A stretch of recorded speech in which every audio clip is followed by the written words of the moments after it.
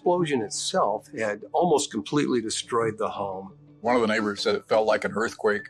Her body was literally shredded with shrapnel from the explosion. This horrific bombing was the result of a sinister plot for revenge, orchestrated from the most unlikely of places. However, the sole survivor would reveal the unthinkable truth behind the explosion. Well, we got a package for George from the state of Alaska. I know it was. As they began to unravel the case, the investigators were left terrified as the killer's evil plan came to light, one that they traced back to another gruesome murder. The bullet entered the back of his head, exited out the front of his head. Death was instantaneous. When it all began, the cops could never have anticipated that the dark and disturbing road they were about to go down would be the most twisted case they would face in their entire careers. We had over 100 personnel involved. And everyone was horrified and terrified by this crime. It all began on October 19, 1990 in Chugiak, a suburban municipality near Anchorage, Alaska. At around 7 p.m., 20-year-old Jeffrey Cain and his friend Robert Chamberlain were on their way to KFC to get some burgers. But little did they know that this seemingly innocent outing would lead to an outcome so horrific that it would destroy not only their lives, but the peace of the entire community. As the two friends drove along the Glen Highway, Robert heard the tinkle of glass breaking and looked behind him to see a hole in his rear windshield. Turning to his right, he saw a sight that would haunt him to the end of his days. The driver pulled off, stopped, looked over at his buddy, and his buddy was dead. Jeffrey was slumped over in his seat, unmoving with blood flowing from his head. Horrified and not knowing what had happened, Robert desperately tried to find help. There's the Kentucky Fried Chicken just off an exit ramp and the Glen Highway on the way into Anchorage, Alaska. A young man suddenly ran into a restaurant screaming for help. As soon as he reached the restaurant, 911 was dialed, and as the first responders reached the scene, a frantic Robert met them, and when they checked the car, his worst fears were confirmed. A young man, white male adult, approached me. He was very, very upset and said that his friend had been shot. And so I looked in the passenger side, and certainly there was a white male adult, mid-20s or so, who was deceased. The scene was cordoned off as detectives and forensic examiners began to flood in. Robert calmed down enough to reveal to the officers that the shooting had taken place on the highway. The bullet probably came from another vehicle that was traveling in the same direction as our victim vehicle. This information led the police to their first clue, a shell casing they found on the side of the road. This only led to more questions for the detectives. With not much traffic on the highway that night, they had no idea who could have been on the road and fired the shot at that time. The fact that an unknown shooter was roaming free in the community caused panic levels to rise across Alaska. We had a shooter that we didn't know where they were. We didn't know who they were, and we didn't know if there was a potential for them to strike again. One of the things that we had to ascertain was it random? Was it targeted?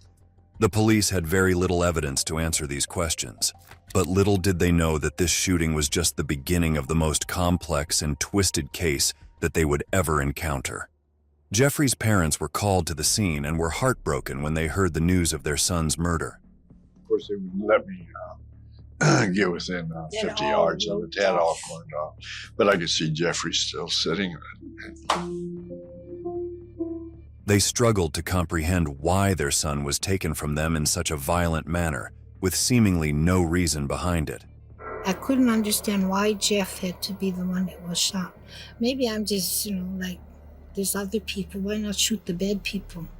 The detectives, too, had very little information to follow up on. The shell casing they had found was from an HK-91 rifle, but since they had no witnesses or any other leads, their suspect could have been anyone who could have been on the highway around the time of the shooting. The detectives at this moment had no idea where to turn next, but just when it seemed like the case might lead nowhere, something completely unexpected occurred. On October 20th, 1990, the morning after the shooting, a teen walked into an Anchorage police station. What he would reveal was about to take the investigation in a direction no one could have anticipated. When a young man came in and said that he had been a passenger in the car that did the shooting. This 19-year-old informant was George Kerr, and guilt was weighing heavily on his conscience. These guys are friends, okay friends, I would say. I mean, and I usually wouldn't rat out my friends, but this is just so severe, I gotta do it. He revealed to the police that he had been in the car with two of his friends, Raymond Cheeley and Doug Gustafson. The three of them had been driving together on the Glen Highway in Doug's car when the unthinkable occurred. As George recounted the story, even the seasoned officers could hardly believe what they were hearing. How would you describe the attitude of all of you that evening? General party attitude. Be more specific. Just in a good mood, ready to get drunk. Have fun. At what point during the trip did this little red car approach? Just alert before the moment exit, maybe a mile or two back. It started off innocent enough with the teens in the mood for a party, but it would soon descend into a shockingly violent event when Raymond Cheeley, who was driving, felt he had been slighted. What did he say about the red car? Something in reference to, hey, these guys are screwing with us, they're trying to run us off the road or something like that. What else did he say? Was there any communication between the occupants of the red car and those two advances? No. Any gestures exchanged? No. Anything thrown from one vehicle to the other? No. Was he trying to catch up to the red car? Yes. There was a conversation before that about shooting at the car. What was that about shooting at the car? They're going to shoot at the car and try to blow out the tires or something. According to Kerr, they then drove faster to catch up with the red car. Both Doug and Raymond seemed fixated on avenging their imagined wrongs. Was Doug getting excited about it? In response to Doug saying, I'm going to shoot at the car, what are these things? Yeah, we showed them. Get them. Let's get him. Something in that fashion. Where was the base game that he wanted to in the car? Yeah.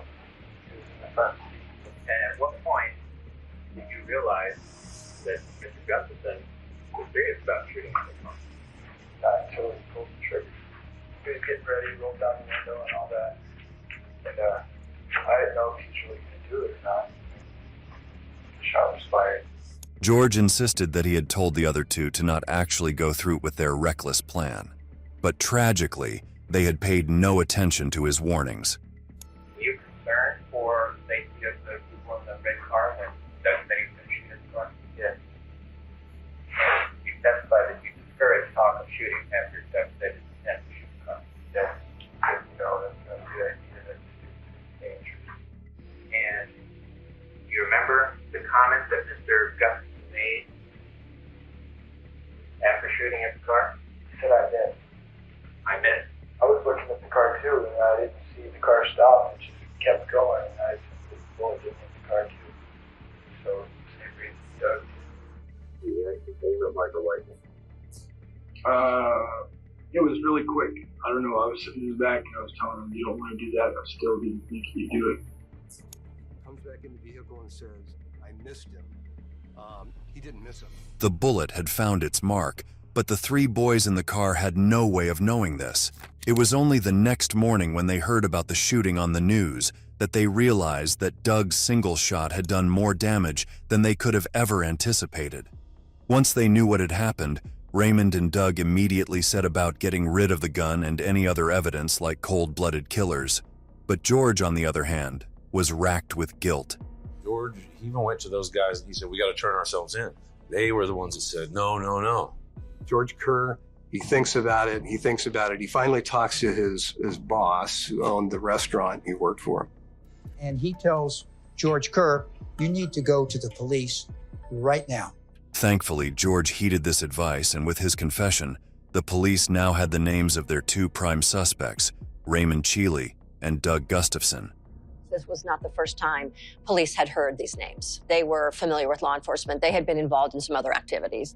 The three of them, including George, had only graduated from high school a few months prior, but their plans for the future included nothing but trouble. With this little group, they started committing, acts of mayhem out in the Eagle River and Chugiak area. Acts of vandalism, burglaries, for lack of a better term. They were bad kids. In fact, just a day before the murder of Jeffrey Cain, the trio had been involved in another notable crime. The three of them had broken into Mike's Meats, a produce market, and stolen over $20,000. But what they did with this money was possibly even worse. The trio purchased weapons. Doug purchases the HK-91, that is the murder weapon that fires the shot that kills Jeffrey Cain. It seemed their smaller crimes had only pushed them in the direction of much more violent ones. George's confession helped the cops build a stronger case against Raymond and Doug, as he revealed details about the crime that were never released to the public and matched the evidence the detectives had already collected. The evidence was mounting, but it wasn't enough. In any case in which you have somebody coming in and telling you a story about somebody else committed a crime, you have to get some kind of corroborating evidence, some reason to believe this person is credible. So the investigators came up with a plan, a high-stakes operation involving their key witness and a masterfully designed trap. What George has to do is get Raymond Sheely and Doug Gustafson to talk about the shooting directly to him to get it on tape. And there is your evidence. On October 21st, 1990, the day after George's confession, they set up a meeting between George, Raymond, and Doug at the Anchorage airport where Doug worked. Their entire case now rested on George's shoulders. He was their best shot at getting a confession. Gustafson had a number of firearms, was a dangerous man, had killed someone in the days before. At that point, George was the only person who could send them down. He was now a target. Dad, there's man. Dad, I called my house. I called my dad and told him that I was on my way home. George was straightforward and to the point. It was chilling to hear how casually these 19-year-old boys discussed a murder that had only taken place a couple of nights prior. But the police were still waiting for them to reveal their ghastly secret. So what are you going to do about that guy? You cannot find him. I don't know, dude. I think you should get that guy as soon as possible. So what do you want to do? Due to the tape having deteriorated over the past 30 years, this is all of the recorded conversation that survived, but the detectives still remember the moment of truth. George Kerr asked Doug Gustafson, "Why did you kill that guy?" And Doug answered, "I didn't mean to." This was what the police had been waiting for. They finally had their confession, but it was just the beginning of this twisted and horrifying case.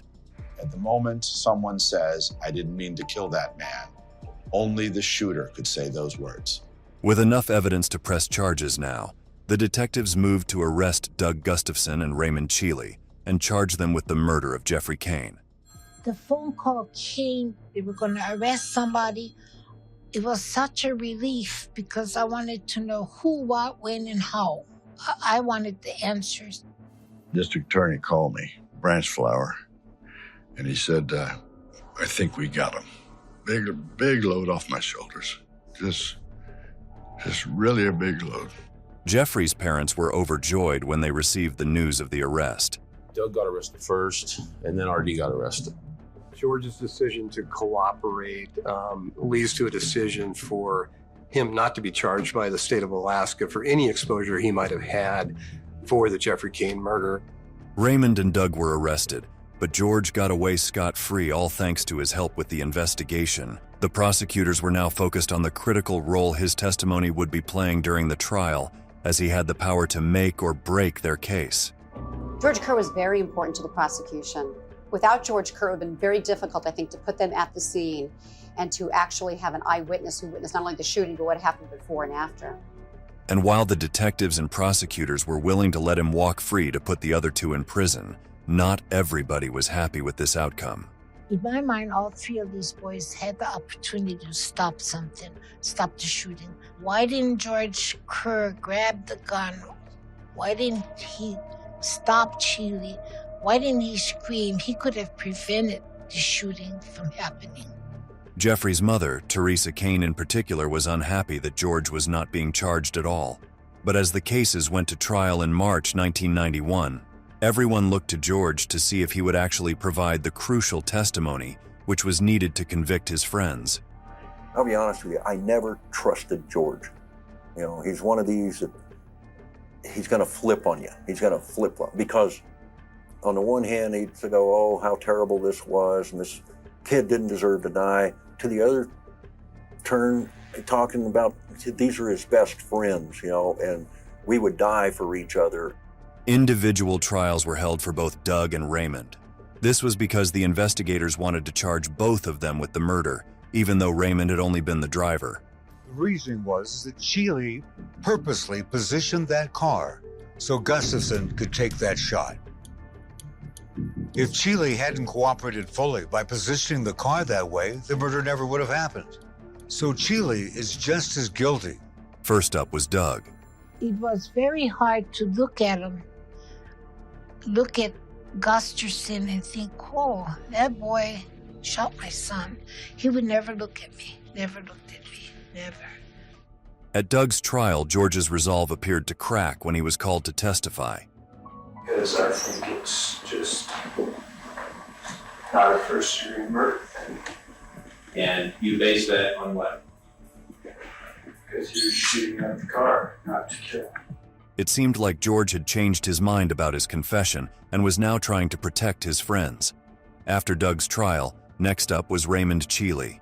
Raymond Sheely was a pompous little person during his trial. He thought he was going to get away with everything. Sheely always had the smirk on his face, kind of grinning and smiling. He wouldn't look at us. There was never any apologies. There didn't ever seem to be any remorse. During this trial as well, George tried to change the statement he had given to the detectives. During Raymond's trial, he said that their car had been 200 yards away when Doug took the shot. But during his confession, he had said something completely different, and this time the cops had an ace up their sleeve. What we found was that after stringing the trajectory, that the angle was approximately 47 degrees off the back of the vehicle. This forensic evidence clearly showed that the shot had been fired from a distance of 7 to 15 yards away, due to the angle the bullet had entered and exited the car from. Despite his efforts to mislead the jury, George's confession, along with the forensic evidence, was enough for both Doug and Raymond to be found guilty. Doug was sentenced to 65 years in prison, and Raymond was given 60. After the trial ended, George decided to join the Navy in the hopes of putting all of this behind him. Finally, everything seemed to be coming to an end. Despite George not being charged, the detectives felt they had put the guilty parties behind bars, and now they could close the twisted chapter that this case was. But little did they know, the real horrors had only just begun.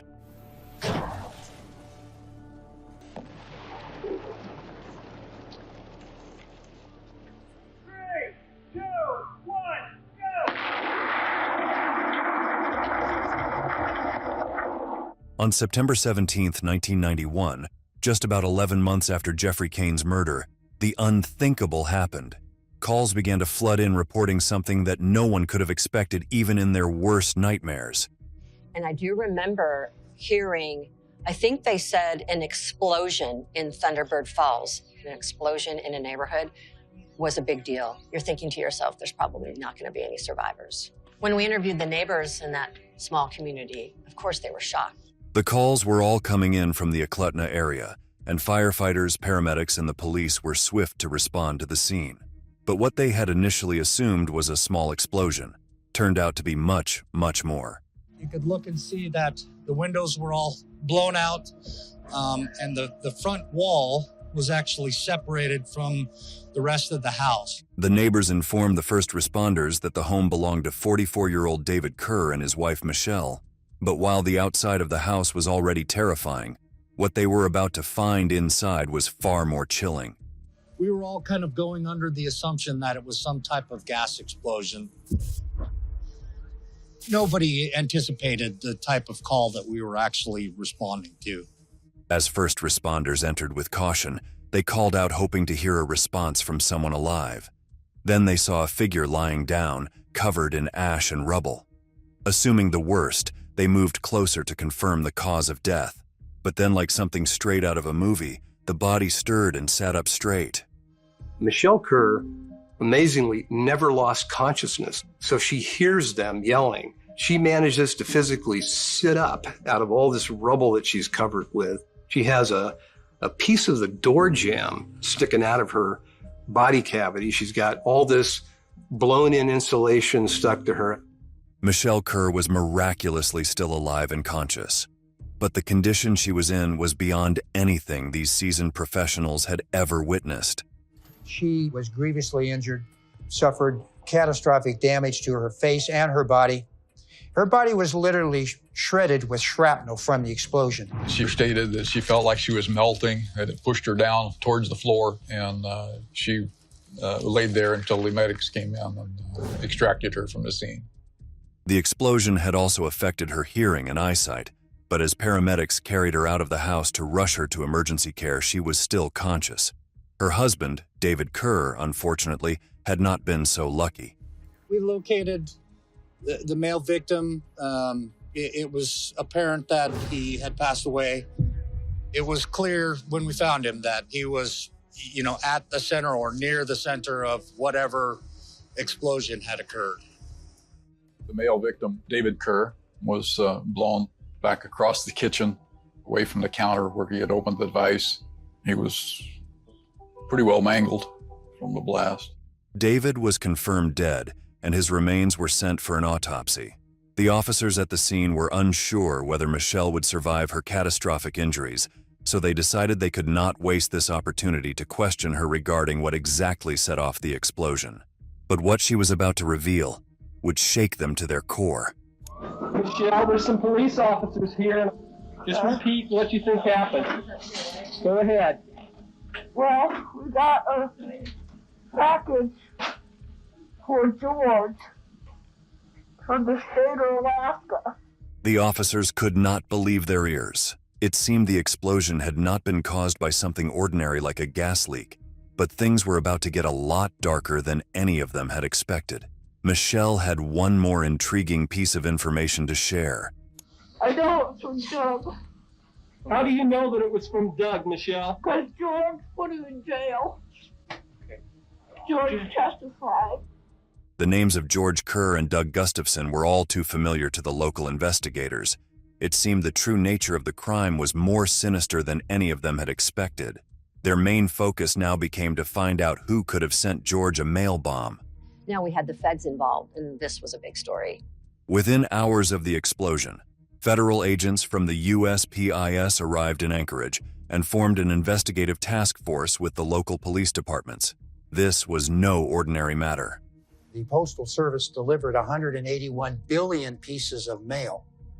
The only mail bombing we had that year was in Anchorage. The media coverage was frantic.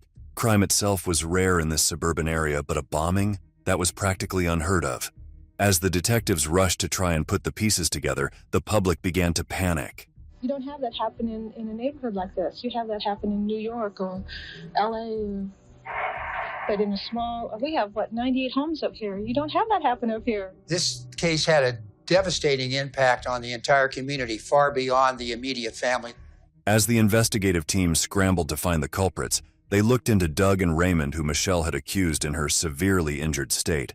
But seeing that both of them were incarcerated in Alaska's most secure prison and had been for over half a year, they turned their attention to other leads. They started by thoroughly processing the crime scene, a task easier said than done. In bombings, the explosive nature of the blast often obliterates critical evidence, and this incident was no exception.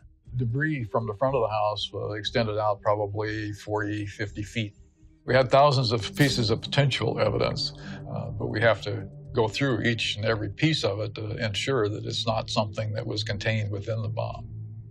It seemed impossible, despite sifting through tons of debris and rubble.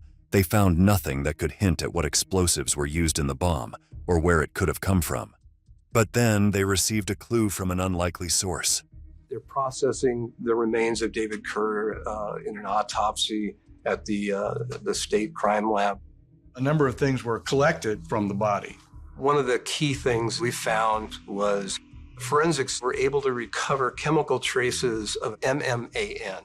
And the reason that was important is because MMAN is added to an explosive called Tovex.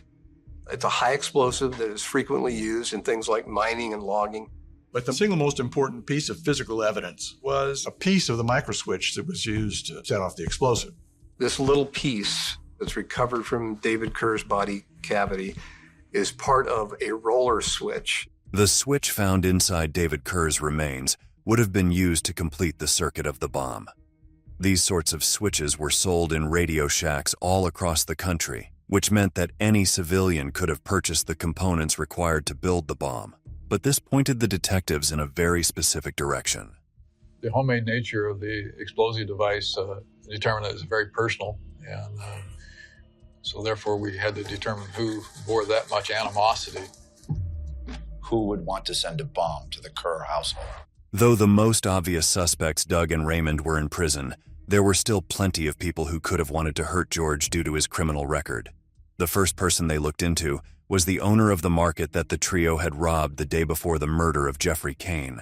We had to consider that the owner of that establishment might bear some animosity towards George, might try to blame George for his loss, try to exact revenge. However, when he was questioned, investigators found no indication that he was involved.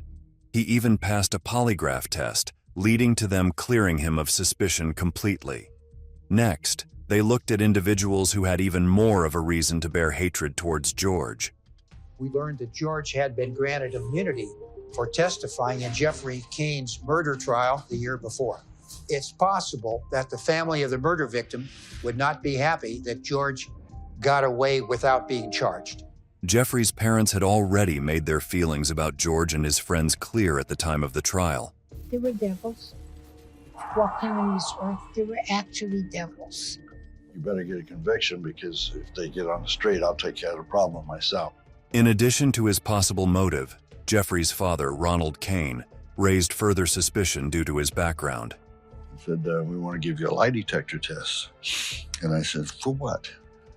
I didn't do anything. He says, well, you know something about explosives. I said, I don't know anything about explosives. They said, well, we checked your military records, and at one time you were in the combat engineers, and your job was to blow up bridges and stuff. He had the necessary expertise required to build the device, but when they looked into his activities, they found no evidence that he was involved in the building of the bomb. Right after I took the lie detector test, I said, what are your findings? And they said, you're innocent. And I said, well, I told you that in the beginning. The investigators were back where they had begun, and no matter what they did, their investigation seemed to point in only one disturbing direction. The personal and violent nature of the crime only pointed at the incarcerated pair. But the people with the best motive also had the best alibi. Despite the pair's rock-solid alibi, the investigators decided it was time to look into them again and see if they had missed anything the first time around. When they interviewed people who knew Doug and Raymond, they learned something deeply troubling about the boys' habits and interests. Doug was a bookworm, so he learned it out of Soldier of Fortune magazines about building pipe bombs. And so we'd build these bombs, man, and go out and blow trees up. You know, we'd go to the creeks, man, and throw pipe bombs down and blow up salmon. It seemed Doug and Raymond had a past of building explosives and setting them off. This only made the police more suspicious of them, but they still couldn't understand how the pair could have built and sent a mail bomb from inside Alaska's most secure prison. They decided to interview some of the inmates who were imprisoned with the pair, hoping against hope that maybe one of them would provide them with a new lead. But they could never have expected the shocking information they were about to receive. Raymond Sheely had given one of the inmates catalogs on how to prepare bombs and how to order materials for building improvised explosive devices. That was when we served the search warrants on Doug's cell and Raymond Sheely's cell. It seemed that after being imprisoned, Raymond and Doug had been trying to teach people in prison how to build explosives. This was all the police needed. They obtained a warrant to search the cells of both Raymond and Doug in prison. And what they found next solidified their suspicions that these two were behind the sickening bombing. In Doug's cell, we didn't find anything of any relevance, but in Raymond's cell, we found his hit list of people that he wanted to get even with, responsible for him being in jail. And at the top of Raymond's list was George Kerr. In addition to George's name, he also had the names of the prosecutor and judge who had been involved in his trial. It seemed the boys had been out for revenge, and they had stopped at nothing to get it. It was clear to us that Doug Gustafson and Raymond Cheeley didn't build the bomb in prison and send it. He had help. Our hunch was the help was coming from outside the prison. We just needed to know who. To find out who the boys could have been talking to, the officers obtained recordings of all the calls made from the prison phones, as well as the records of each prisoner's visitors. They hoped to find something that would point them in the right direction, but this was not going to be an easy task. There were hours and hours on the tapes that we received, mindless conversations that Doug would have with his sister, Peggy Gustafson Barnett, and with his parents and with others. It was quite boring listening to the calls. A lot of the information was just had no relevance to the investigation at all. It was merely small talk and routine communications. With hours of recordings to go through, even with the large investigative task force, it was extremely painstaking. But one day, when listening to a seemingly innocent call between Doug and his older sister, Peggy Gustafson, one of the investigators heard something chilling that made their hair stand on end. To the untrained ear, those conversations appear innocuous, boring. But when you're looking and listening for evidence concerning a bomb investigation, certain key words come out. Oh, I'm so glad you called. Why? Yeah, now this is to fix your car, remember? As soon as you find out which way is on, which way is off on the sliding one, glue it in place, like I described right below the surface, so that when it's pushed towards the side, it's on. When it's pushed towards the center, it's off. Right. Okay. The trained ears of the investigators quickly picked up that Doug was describing how to set up the switch for an explosive device. They now began to zero in on the conversations between Doug and Peggy and found a lot of them that had been recorded. Okay, I burned up 2 batteries. What do you mean? Huh? Oh, 2 little batteries? Yeah, I fried them puppies. How'd you do that? I can't figure out what I did wrong. I got the light bulb to go on and the batteries get hotter and I burned them up. How did you hook them up? Did you hook them parallel or series or what? That's what I'm going to ask you. The conversations usually began with something mundane, but then would suddenly shift into something technical under the guise of Peggy having some electrical or vehicle-related issue. The brother-sister duo thought they were being smart, but ultimately they fell short. Doug apparently specifically got sloppy, and he let way too much slip. And Peggy on the other side did the same thing. Their way of communicating was highly suspicious. Over months, the detectives slowly sifted through hours of incriminating calls between the siblings. But this was not enough. The calls alone would not be enough evidence to arrest Peggy. They needed something solid. Then, as their belief was fading, they found the sinister connection they had been searching for all along. Well, I went by the toy section yesterday. Why? For a friend. And he had something for me, but not on him. And I went by there again today and he wasn't there. You can't assume that there's going to be extra time. The main thing is making everything functional. The best thing right now, though, is to get the toy man at the toys. The mention of the toy man rang a bell. Investigators suddenly remembered a shady figure they had learned of when looking into Doug and Raymond's criminal associates. We then received information concerning Joe Ryan from the recorded telephone conversations. He was part of the group that Cheeley and Gustafson had run around with from high school. A pal, a friend. From the recorded telephone conversations, Joe Ryan is referred to as Toy Man because he worked in the toy department of a large store in Anchorage. Was Joe Ryan the missing link they had been searching for all along? The detectives felt like they were close to cracking the entire case. It was time to speak to Joe Ryan, and what they learned would confirm their deepest fears. We discovered that a year prior to the bomb going off, there had been a theft of industrial explosives. It turned out Doug and Raymond had been involved in the theft of that explosive material. So now we have a connection. The link was Joe Ryan. It was Joe who had held on to the stolen explosives after the crime, and had given them to Peggy when she asked for them a year later, after Raymond and Doug's imprisonment. The police had now found the woman on the outside who had helped Raymond and Doug enact their sickening revenge. Now they began to build their case against her, but they could never have anticipated the dark truths they were about to uncover. As the investigative team scrambled to find this key evidence that would unlock their whole case, they probed more into the dynamic between Peggy and her little brother. Peggy Gustafson, she's 8 or 9 years older than him.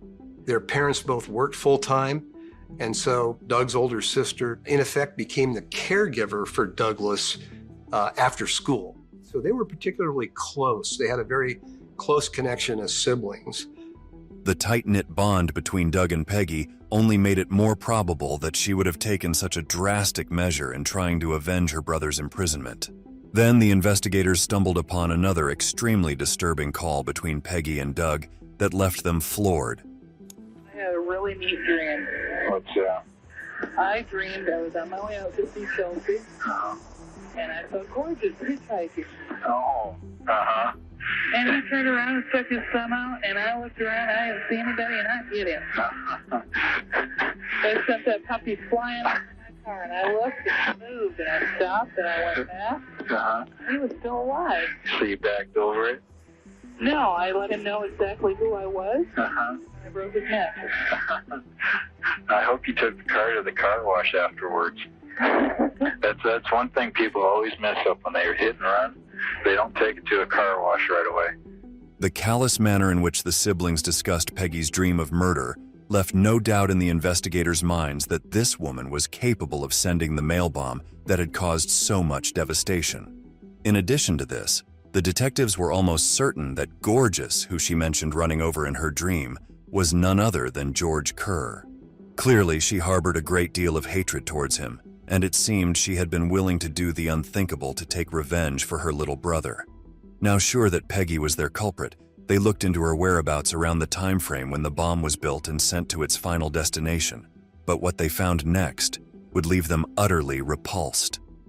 To give some idea of the depth of her emotions and her feelings of revenge, Peggy Gustafson is 9 months pregnant.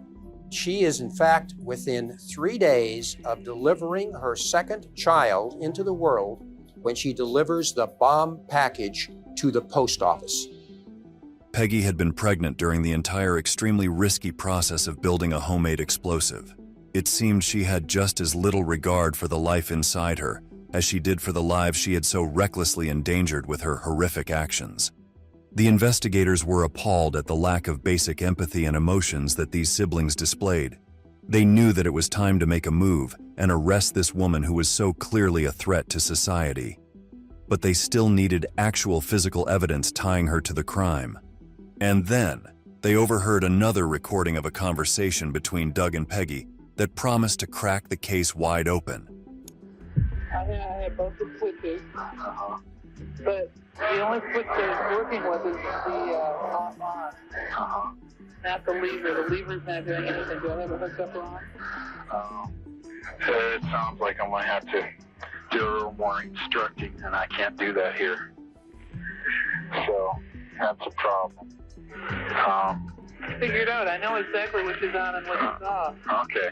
Did you mark it or something? Yeah. Put fingernail polish or something? Yeah, I trashed one of the switches. I went down and bought a heavy-duty one. Oh, well, maybe you do have to go for brains for help. I mean, I have done everything I can think of. Well, the brains will have to help you. Evidently, he'll have to tell you what to do. This conversation, which took place on September 5th, 1991, just 12 days before the bombing, indicated that Peggy had been struggling with a certain aspect of building the device. But who was the brains that Doug had told her to ask for help? The investigators had an idea of who it could be, and the connection made the bombing seem even more sinister. We determined through interviews and contacts that for brains is their brother Craig, the middle child, who happens to be a mechanic and understands electrical wiring.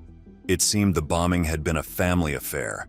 Doug, with Raymond's help, had orchestrated it from prison, but it was his older siblings, Craig and Peggy, who had built it and sent it to its fatal destination. The police now had the entire crime mapped out. It was almost time for the case to reach its final conclusion. Craig was perceived to be the black sheep of the family. He wasn't necessarily estranged from them, but Craig was not necessarily close to Peggy or Doug. So we start focusing on Craig, who appears to be sort of a weak link here.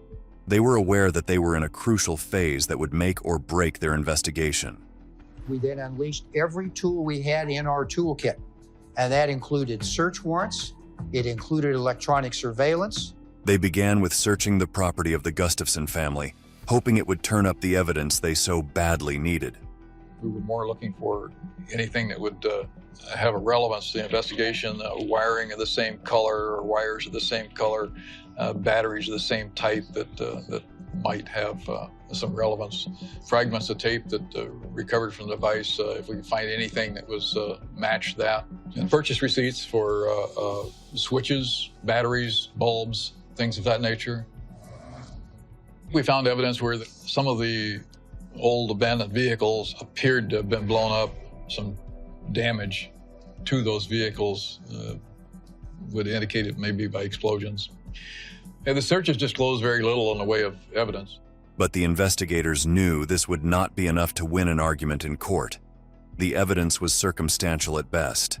But the search had another effect, one that promised to end the case once and for all. Late at night, we got a call from a guy who wants to talk to us right away.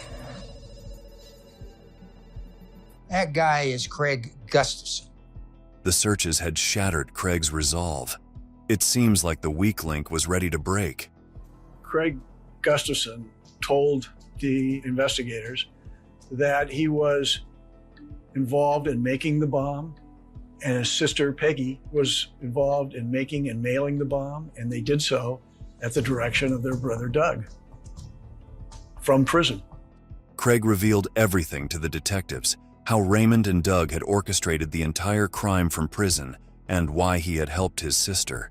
Craig had been over at Peggy's, observed her attempting to put the device together, and was concerned for her safety because Peggy's about 9 months pregnant.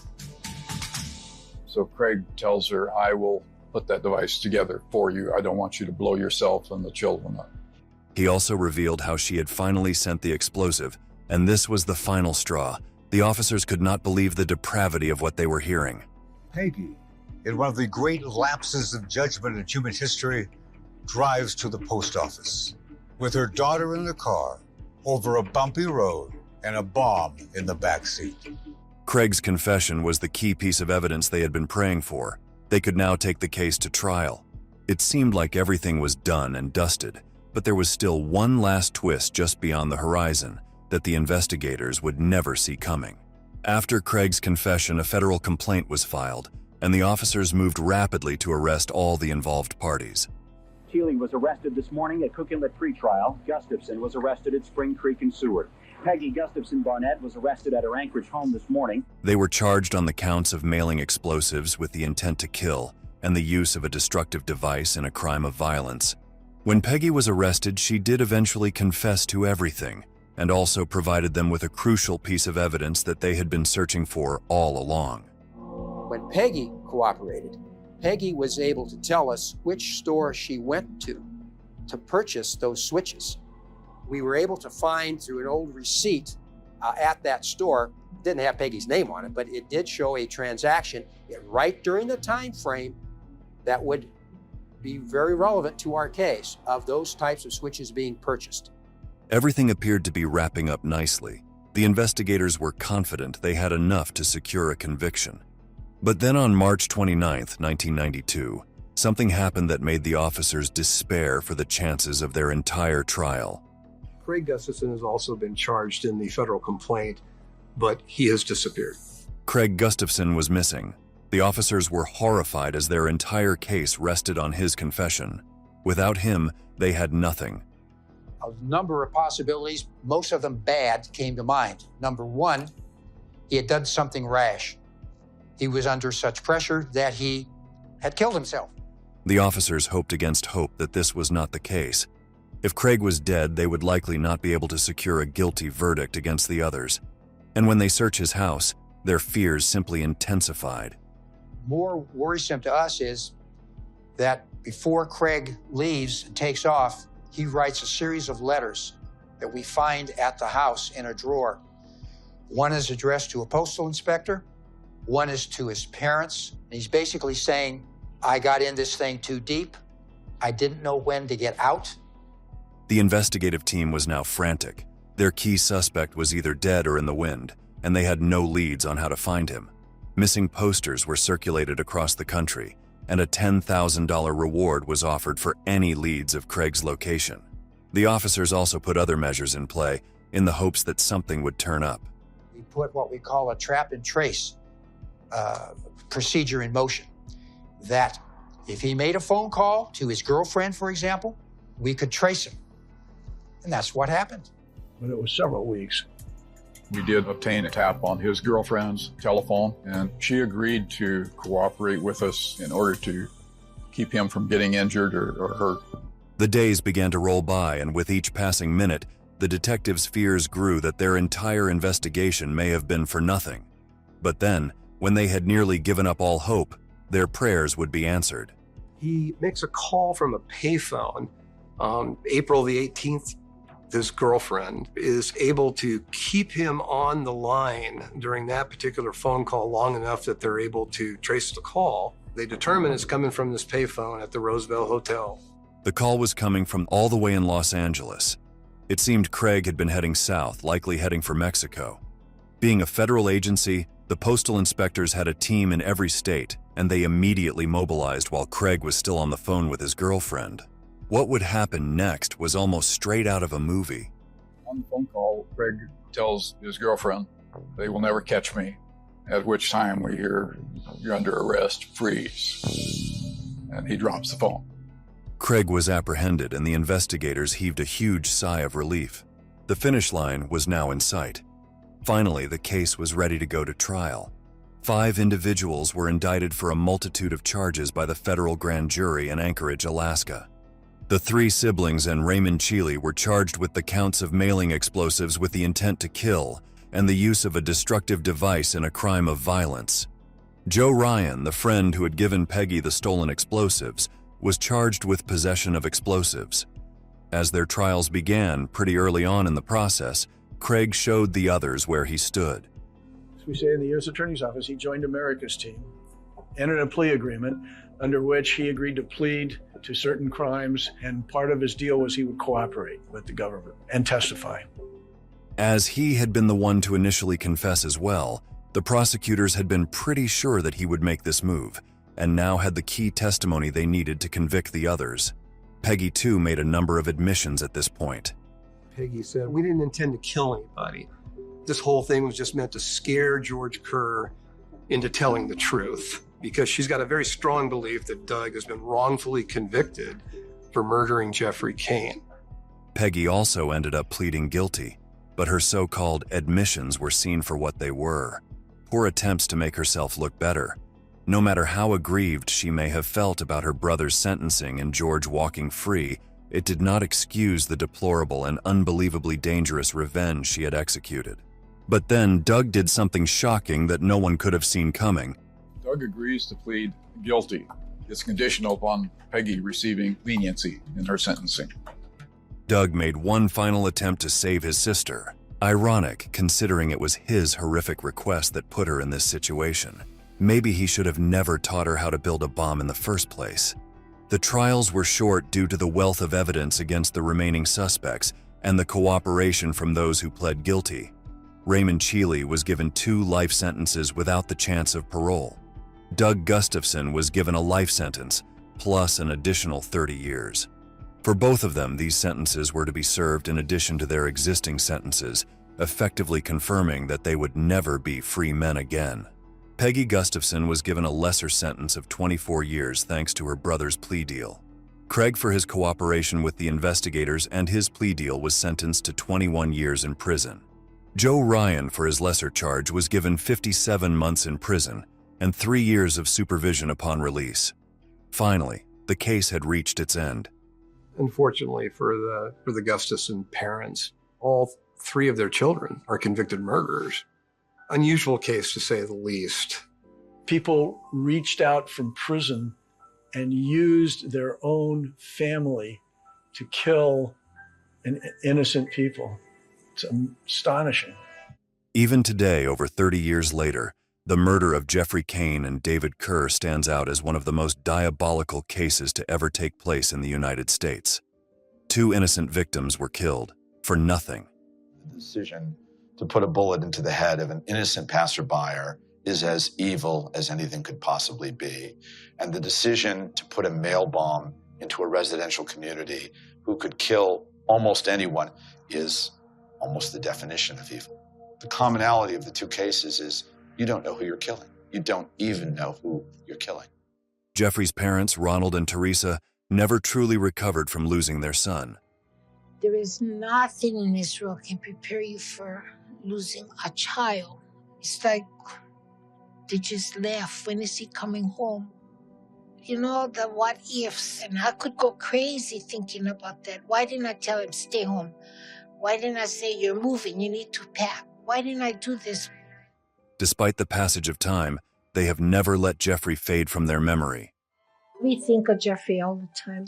He still has a bedroom. So I have his coat still hanging in the closet with his name tag on it. So, you know, even the grandkids say, oh, it's Jeffrey's room. And they're all old now, but they know it's Jeffrey's room. You know, he was alive once, you know, so let's keep him in our hearts. Michelle Kerr survived and made a full recovery from her tragic injuries, but was now alone in the world. She sued the state of Alaska for failing to protect her and her husband and won over $11 million in damages. This bombing was totally preventable. It never should have happened. The Department of Corrections failed Dave and failed me. Their job is to protect the public and not simply house prisoners. Peggy and Craig Gustafson were released sometime in the 2010s after completing their sentences, but what they have done post their release is not known. Before we close, we would like to take a moment to remember Jeffrey Cain and David Kerr for who they were, a loving son and a beloved father who, of no fault their own, were taken far too soon.